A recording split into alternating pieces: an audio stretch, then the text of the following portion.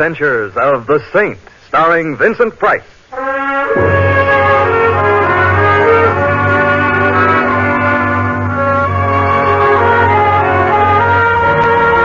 The Saint, based on characters created by Leslie Charteris and known to millions from books, magazines, and motion pictures. The Robin Hood of modern crime now comes transcribed to radio, starring Hollywood's brilliant and talented actor Vincent Price as The Saint. What happened? What's wrong? Someone shot the man! It's murder! He's murdered!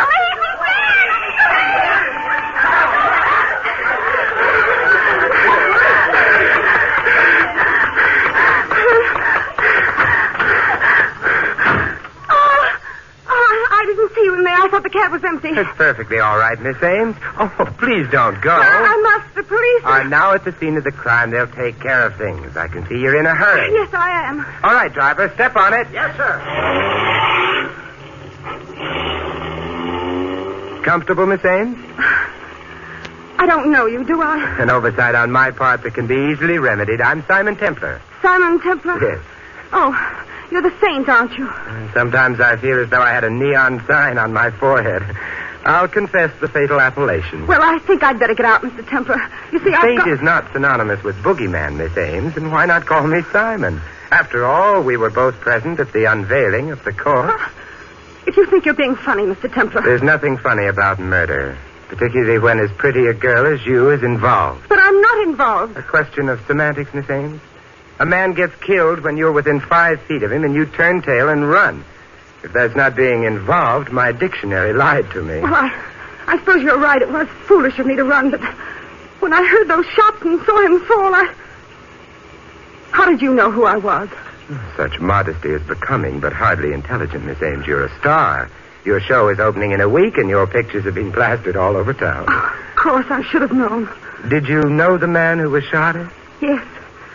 Yes, I had an appointment with him. His name was Jim Barry. Oh, the publisher? Yes. Oh, I know him, or rather knew him.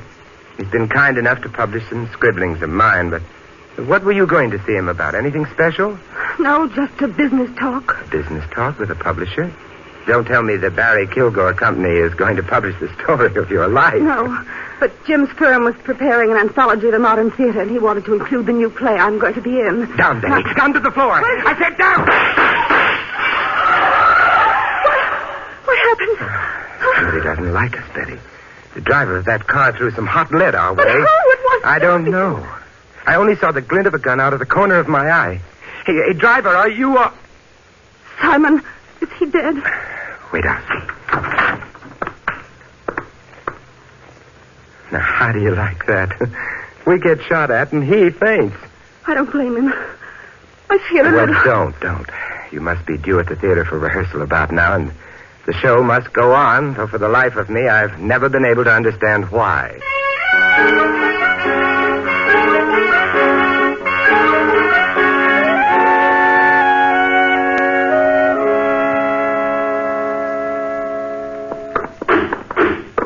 Hey, Joe, bring this sofa more downstage. Okay, Larry. Here's my dressing room, son. Oh. You go in and wait for me. I'd have you watch the rehearsal from the wings, but Larry Stevens, our stage manager, is superstitious about it. Okay, Betty, but your sanctified watchdog will be panting on your threshold till you get back. After what's happened, Simon, I'll be glad to know you're close by. See you later. Yeah. Oh, well, might as well wait inside. But really, Vera, I don't know what you mean. I think you do, Helen. Just remember what I told you about Jim Barry, and you'll be... Simon Templar. What in the world are you doing here? Hello. Now, that's what I call a quick switch. Vera Pangburn, lady novelist, gets stage struck. Or are you merely getting material for a novel about backstage? Oh, no. No theater novels for me, Simon. Oh, let me introduce Helen Trask. Helen, this is Simon Templar. How do you do, Mr. Templar? As well as might be expected under the circumstances, Miss Trask. I'm not too accustomed to entering one lovely lady's dressing room and finding 2 others awaiting me. Well, as a matter of fact, Helen and I were waiting for Jim Barry. We thought he was coming here with Betty. Jim Barry? Oh, he's your publisher, isn't he, Vera? Yes, and Helen's, too. Helen's his really latest discovery. She has a new novel coming out. Well, I'm afraid you're going to be disappointed, ladies. Barry's been unexpectedly detained. Oh, Oh, and I was so anxious to see you. Oh, why not let me substitute? I'm very good at parlor tricks and small talk. And Your name, Templar? Yes, it has been for a number of years. I can remember way back when my What's the parents... big idea of keeping Miss Ames away from rehearsal? Oh, did I? Who are you? Oh, Stevens, the stage manager. That's right, and I'm also the guy who doesn't like stage door John. Now, there's something about the way you said that hurts me deeply. Gee, what's that thing in the cuff of your trousers, Stevens? In the cuff of my trousers? Yeah, right here. Now, look here, Templar. I don't know what this is all about, Maybe you don't, but you should know a revolver cartridge when you see one. Revolver cartridge. Is that what this is? It is. Where's Betty Ames? Why, in rehearsal, I had them start. And I presume there's a shooting scene in this play? Why, yes, toward the end of the first act, but Well, you'll like me even less after this, but I'm stopping that rehearsal. You can't do that, Templar. If I don't, you'll have a dead star on your hand. Betty Ames, are you crazy? I hope so. I hear them. Where's the closest stage entrance? Over there, to your left. I hope you know what you're doing. I'm afraid I do. They're at the shooting scene now. Stop it. Don't shoot. Simon! What is it, Simon? What's the matter? Apparently nothing, but I'm a little amazed at finding you all right. But why shouldn't I be, Simon? Now, there you have me. Quiet, everybody. Templar, I've had enough of this nonsense. You've held up the rehearsal by keeping Betty away, and now you've broken up the end of the first act. Either you get out of this theater, or I'll have you thrown out. You know, Stevens, I must be super sensitive. Why else would I get the idea that you don't like me? No, don't answer. There's something I want to do first. Where's the gun your leading man fired just now, Betty? Oh, it's over there on the floor, just a prop gun with blank cartridges. Blank cartridges? So that's it. I've always wondered how people shot in plays had so many lives. You mind if I take a look? What's all the commotion about? Oh, hello, Mr. Kilgore. We've been having a little trouble with a fellow named Templar, but everything's under control Well, now. it better be. I've got quite an investment in the show, and the way it looks now, it'll flop before they get to the second Now, there's act. nothing for you to get excited about, Mr. Kilgore. I assure you Of that course, that's all in the way one looks at it, Stevens.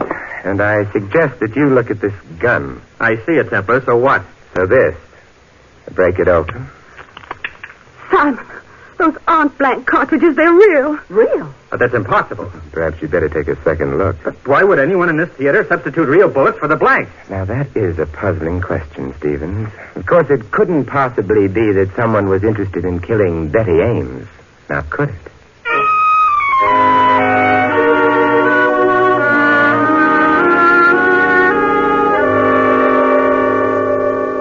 I still don't understand how you knew, Simon. Well, theatrical people may dress somewhat unconventionally, but I thought that Stevens, with revolver cartridges in his trouser cuffs, was going a bit overboard.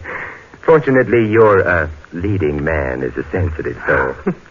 He jumped at least a foot when I shouted at him as he fired. Oh, if you hadn't startled him. Yeah, then I doubt that we'd be sitting here in your dressing room. But why should anyone want to kill me? The usual motives are money, jealousy, and fear of discovery. But I'm not rich, and there's no reason for anyone being jealous of me, and I don't know a thing about anyone. Are you certain of that, Betty? Of course I am. You were pretty much in evidence when Jim Barry was killed. But so were a dozen other people. Yeah, but perhaps they didn't see what you saw. I didn't see anything. At the killing, perhaps. But what about, well, a familiar face in the crowd, for example? Familiar face? No. Oh, wait a minute. Yes, I did see someone. And the eyes have it you saw the killer.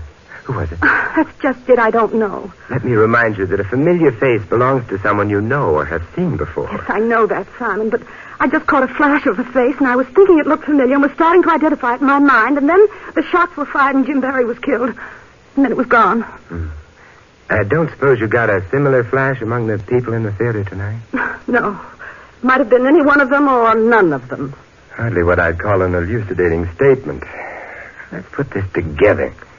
Barry was the publisher for Vera Pangburn and Helen Trask, and both of them were in the theater. Mm-hmm. Kilgore, who put up the money for the show, was Barry's partner in the publishing business, and he was in the theater. Stevens, the stage manager... Had that cartridge in his cuff. Yes, he did, didn't he? So where does that get us, Simon? Exactly nowhere.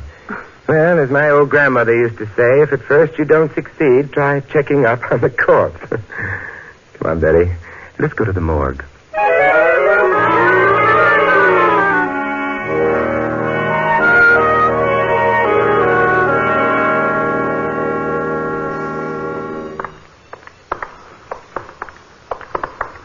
This place gives me the creeps, Simon. Strangely enough, the morgue never was noted for being the most cheerful place in the world.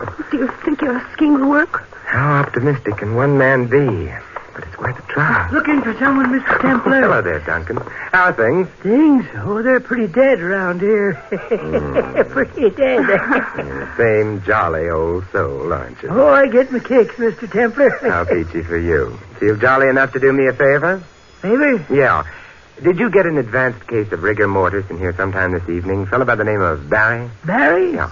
Sure did. Gun killing. Neat job, too. You want to see him? Oh, no. I bow to the lady, Duncan. But you know, I have a theory that every murdered man dies with exactly $11.63 in his pocket. You have? Mm-hmm. But how could that be, Mr. Templar? Let's look at his personal effects and see. Hey, Duncan? Personal effect? Yeah. Well, now, I ain't so sure I ought to. No, sir, can't. You know the rules. Oh, of course. I'm sorry I mentioned it. But Miss Ames was anxious to see if those opening night tickets to her new show, the ones in your name, that is, could possibly have been lost around here somewhere. Oh. $11.63, you say? Mm-hmm. Well, that's an interesting theory, Mr. Templar. And we can't block the progress of science, can we? No, indeed.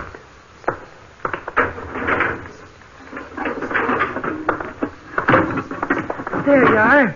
Take a look. Wallet, jewelry, a couple of key rings. There's a couple of $100 in the wallet. Smashes our theory all to Tunket, don't it? Is that all there was on him? Well, see for yourself. I told you that. Hey, look out. Hey, grab it, Duncan. She's going to faint you. Oh. Yeah, okay, miss. Okay, I got you. Thank you. I don't know what happened. Suddenly everything turned black. All right, Betty, don't talk. I'll get you outside. Even an old ghoul like Duncan gets queasy in here sometimes. No, I don't neither.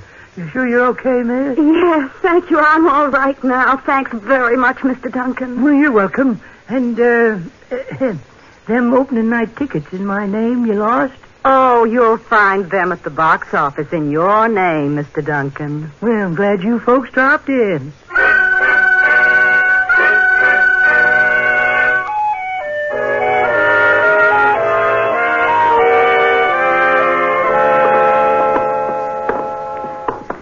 The first part of your scheme seemed to work all right, Simon. Well, I did get hold of Barry's keys, and thanks to the fainting act you staged, and very realistic it was, too. But there was little else of interest there. Then what goes on now? And I might suggest that we halt right here in front of the office of Barry Kilgore and Company, Publishers. Pick out a key that looks as though it fits the lock. And walk right in. There, you see what skill, perseverance, and some petty larceny can accomplish? Now, where's Jim Barry's office? Do you know? Oh, yes. Right over there. Kilgore's the one next to it. There's the light switch on the wall. You'll never make an understudy to a sneak thief by talking about lights, Betty. My flashlight's enough. But I still don't understand what you expect to find up here, Simon. Neither do I, but I'm looking for motives. And what better place to find motives than in the dead man's private files? Let's start with this stuff on the desk. Those are only galley proofs of a book, Simon. So it would appear. What a fascinating title. My Heart's One Romance by Helen Trask. Oh, no. Talk about corn. No motive for murder there. I wonder. What do you mean? This inter-office memo clipped to it. Listen to this. For Pete's sake, Jim, stop publishing this kind of tripe before it ruins us. It's initialed K. K for Kilgore. What do you make of that, Simon? I think Kilgore didn't like the book. But if it's as bad as all that, why was Jim Barry publishing it? Maybe you better take another look at Helen Trask. Oh, you mean you think that Helen and Jim Barry I were... prefer to keep an open and clean mind about these things, Betty. But we do know Kilgore didn't like it. And Kilgore stands to get plenty now that Barry's dead. He becomes sole owner of the business. Simon, someone's coming to the outer office. That's very inconsiderate of him. But what if it's the police or Jim Barry's murderer? Those suggestions are very inconsiderate of you. What's he doing now, Simon? Not he. There are two people in the office. Are they coming in here? No, they've gone into Kilgore's office. Oh. They didn't turn on the light, so they must be familiar with the place. Remind me to complain to the owners of this building. They've made these walls so soundproof I can't even recognize the voices, let alone hear... Yeah, we could hear those all right, couldn't we? I'll be right back. No, Simon, please.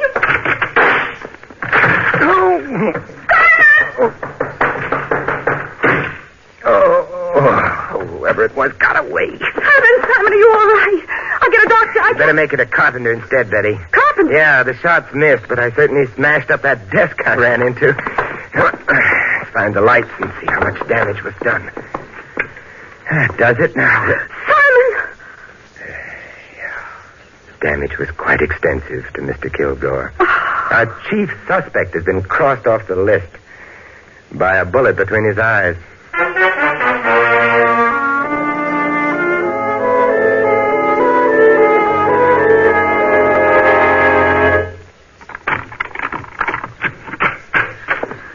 Well, at least you got me home safe and sound, Simon. After what's gone on today, I'm beginning to wonder how that happened.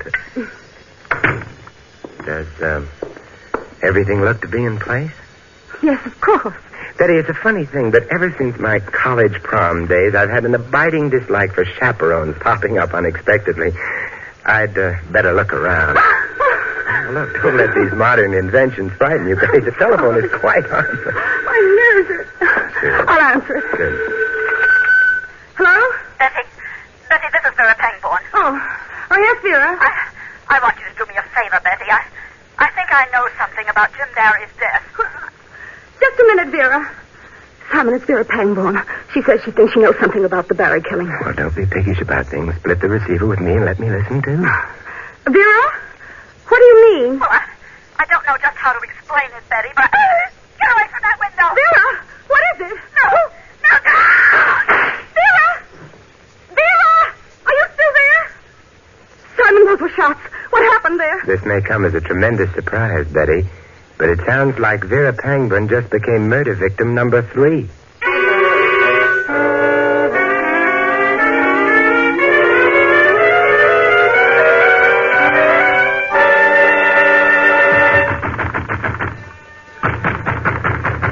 Vera doesn't answer, Simon. Well, if I must use brawn instead of brains.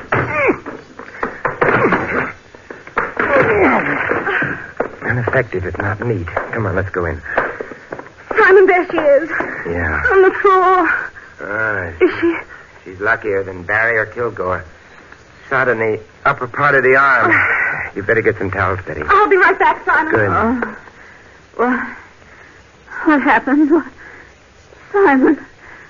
Man, on the fire escape, he shot at me. I'd be indignant about it, too, Vera, but suppose we talk about it later. Here you are, Simon. You better let me at it. Wait, I'll lift her out of the davin. There. Now, if you'll make like Florence Nightingale, Betty, I'd like to look at the fire escape. All right, Simon. Betty, Poor darling, time for talk later. Let's get you fixed up first. You just relax.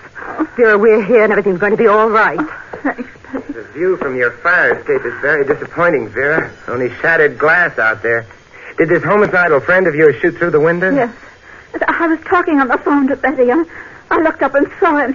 He had a handkerchief over his face, and he shot twice. There you are, Vera. And that'll hold you until we get a doctor. By the way, Vera, not that I'm curious or anything, but what was it you were going to tell Betty over the phone about Jim Barry's murder? I can't tell you, Simon. Well, I'll admit I'm not as pretty as Betty or his family. No, I won't say anything. He's already shot at me once. I won't say anything. He'll kill me. All right, Vera, take it easy. You don't have to tell us anything. Simon, we better call a doctor. She's in no condition to be bothered now. Right now, neither am I. Suppose you take care of the medical details and then meet me at Helen Trask's apartment. At Helen's? Yeah. Is that where you're going now? No, I'm going to Larry Stevens' place. And if that sounds confusing to you, it's no wonder. I'm a little confused myself.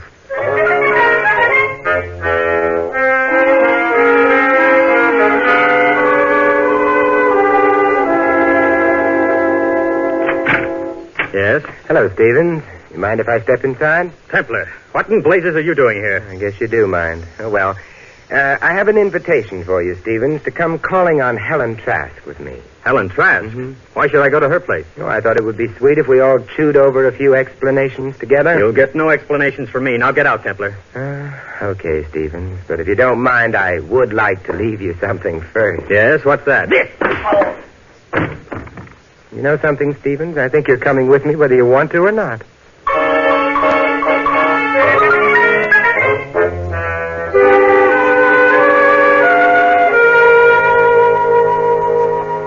All right, now that Betty is here, we have a quorum. But I don't understand, Mr. Templar. Why are you all here at my apartment? There's no sense asking him, Helen. He's completely crazy. Stevens, I think you're prejudiced because your jaw still aches a little, Miss Trask, when I entered Betty's dressing room tonight, Vera was saying something to you about Jim Barry. What was it? Why, she was merely warning me against him. Said he had a weakness for young women writers. Well, in your case, that's understandable. Would you say his weakness could account for a rather poor manuscript being accepted? If you're insinuating anything, Mr. Templar... Oh, Helen, of course not. You didn't listen to Vera, did you? Naturally not. Mr. Barry always acted like a perfect gentleman. What are you driving at anyway, Templar? Well, they say I'm a perfectionist, Stevens. I don't like ragged details hanging over, and that snatch of conversation intrigued me. Something else intrigues me, too, that cartridge in the trouser cuff episode. You really are determined to play Sherlock Holmes, aren't you? Well, if it'll relieve your mind any, on my way to Betty's dressing room, I bumped into a prop table. Box of what I thought were blank cartridges spilled against me and onto the floor. And you think that there might have been some loaded cartridges among the blanks and that one of them lodged in your cuff? That's it exactly. A very simple explanation. Yeah, it's almost too simple. Did you try to check this theory of yours? Well, I tried to, but when I got back to the table, the box was gone. Which, of course, makes it even simpler. Do you mind if I use your phone, Helen? Oh? Why, no, not at all. Thanks. You calling the police, Simon? No, Vera Pangman. Vera Pangman? That's right. Hello? Oh, yes, Doctor. How's Miss Pangman? Oh, that's fine. Give her a message, will you, please? Tell her Simon Templar called, and she needn't worry about that killer any longer. That's right. Betty Ames has remembered who it was she saw at the scene of the murder, and that's all the evidence we need.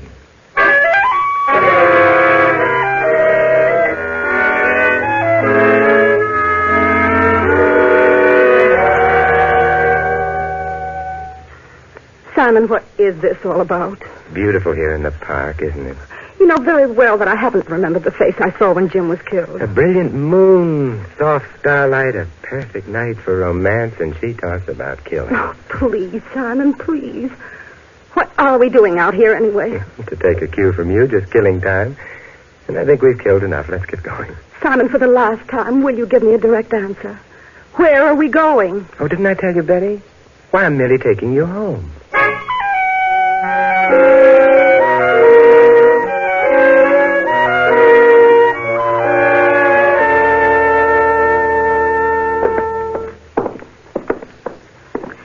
Here's my door, Simon. I can find my way in alone. Don't you think the least I can do is to search the apartment for you again? That won't be necessary, thank you. Good night. Well, at least allow me to turn the lights on for you. There, you satisfied? Now you can see for yourself that there's... Oh! Yes, I can see quite well. Hello, Vera. Up that door, Simon, quickly. I never argue with a lady, Vera, particularly when she's got a gun in her hand. That's better. I thought that phone call of yours might have been a trap, Simon, but I had to make sure. And now that you apparently have made sure, Vera? You and Betty are going to join the others. Simon! Tell me why you killed Jim Barry, Vera. Was he your husband? Pretty smart, aren't you, Simon? That's right. Jim was my husband. Yes, I thought so. Jealousy was the only motive I could figure for you. Every young woman who came along and thought she could write turned his head. That Helen Trask. A high school girl could write a better book than she did. But Jim Barry was going to divorce you and marry her, wasn't he? Yes. And now Jim's dead. And Kilgore's dead because he suspected me. And you're going to die, too. Right now. No, you don't. Give me that gun. She's going to shoot. She's going to... No, she isn't. Are you, Vera? No. No.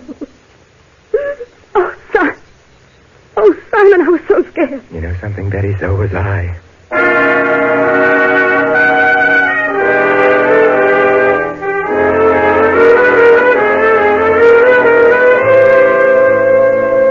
I still don't understand, Simon. That business of Vera's being shot. Now, how did you know that she'd faked that? You know, Betty, that's one thing I always dislike about solving a murder. I have to explain things. But if you won't let well enough alone... No, Simon, I won't. All right. It was the glass on the fire escape. Now, shall we get back to that moon? Simon, what about the glass?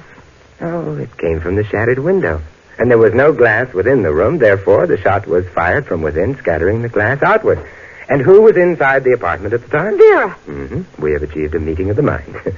Now, if we can carry that a bit further while discussing those lovely shimmering stars. But I heard 2 shots fired over the phone.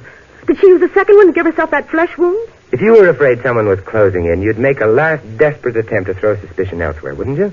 And she was the one who put the real bullets in the gun in the theater. Mm-hmm. And fired at me in the cab. But, Simon, why me? Well, I hate to get repetitious, but remember those motives for murder I listed? Money, jealousy, and fear of discovery? Yeah, let's latch on to the last one. She was afraid you'd remember that it was her familiar face you saw in the crowd just before Jim Barry was killed. You satisfied now? Well, almost. There's just one more little thing. Look, Betty, if it doesn't concern the moon, I'm not interested. All right, Simon. Get interested.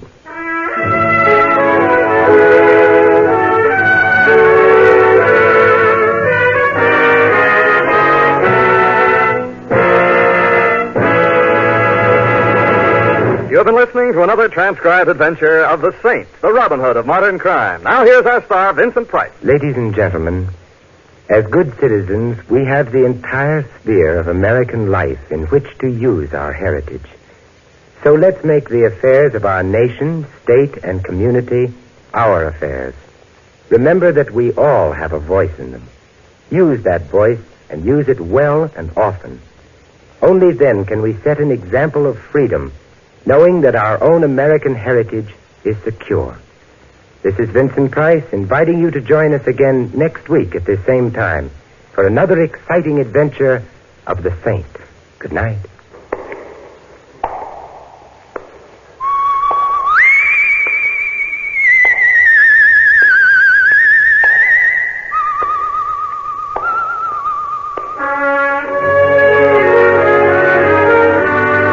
Tonight's script of The Saint was written by Sidney Marshall. Our cast included Francis Cheney, Barbara Eiler, Eleanor Audley, Frank Gerstle, Stanley Farrar, and Arthur Q. Bryan. Music was composed and conducted by Von Dexter. The Saint, based on characters created by Leslie Charteris, is a James L. Safier production and is directed by Helen Mack. Vincent Price is soon to be seen co-starring in RKO's production of His Kind of Woman. All you Saint fans will be glad to know that the Saint comic books are on sale at all newsstands. Your announcer is Don Stanley. Programs, get your programs here. Following now on NBC are two stellar programs you'll want to stay tuned for. Listen next for another exciting adventure mystery on the adventures of Sam Spade. Then hear the NBC Symphony's summer concert with guest artists Helen Traubel and Vladimir Goldsman. And congratulations to station WWJ Detroit on this